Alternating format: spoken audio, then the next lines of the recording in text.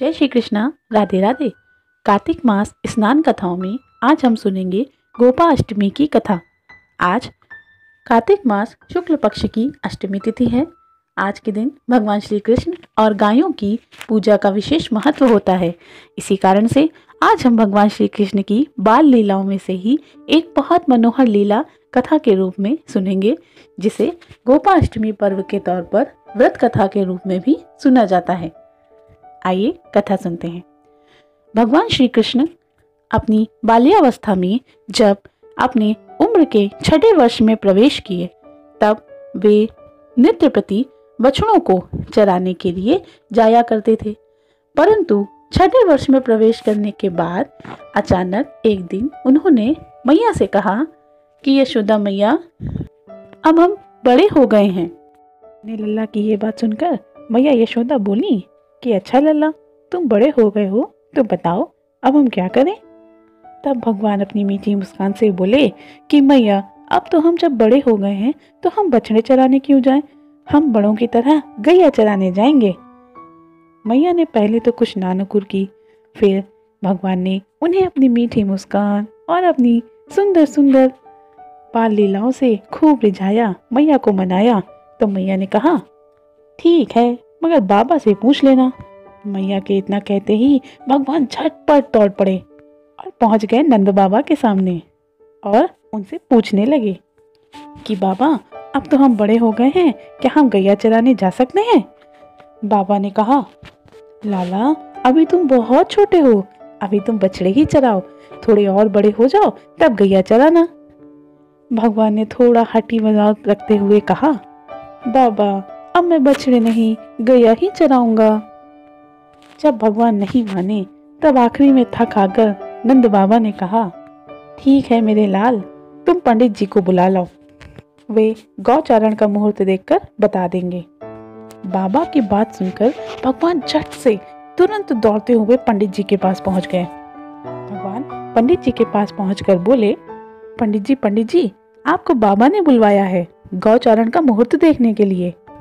फिर भगवान ने उन्हें अपनी चतुराई के मोह जाल में फंसा लिया और कहा कि पंडित जी, बाबा को आज का ही मुहूर्त बताना, आप आज का मुहूर्त बताओगे तो मैं आपको ढेर सारा माखन दूंगा।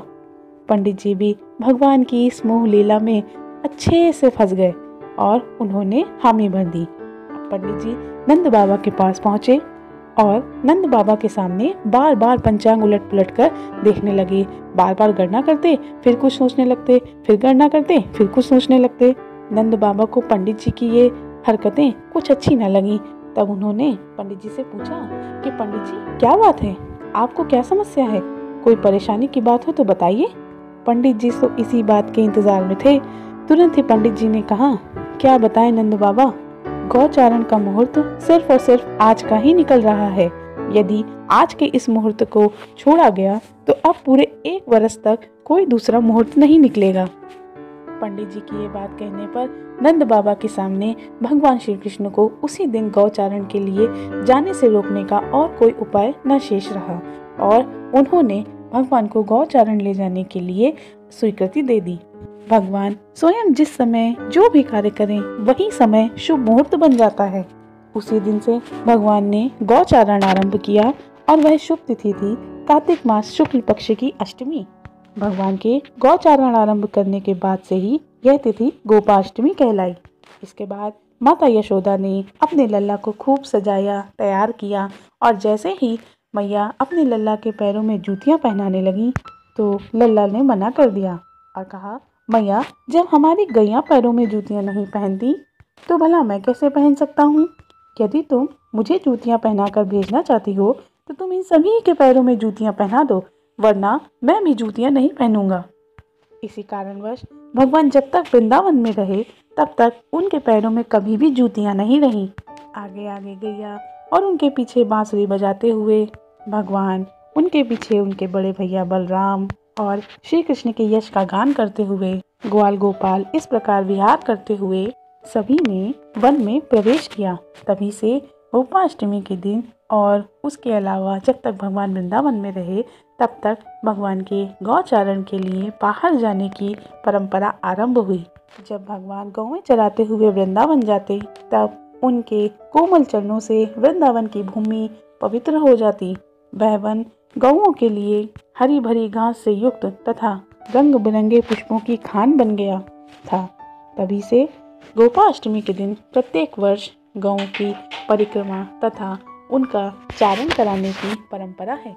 इसके साथ ही यदि आप उन्हें चारण कराने के लिए बाहर नहीं ले जा सकते, तो जो व्यक्ति उनकी सेवा में निमित्त हैं, उनके लिए आप दान, दक्षिणा और गायों के चारे की व्यवस्था आदि करवा सकते हैं।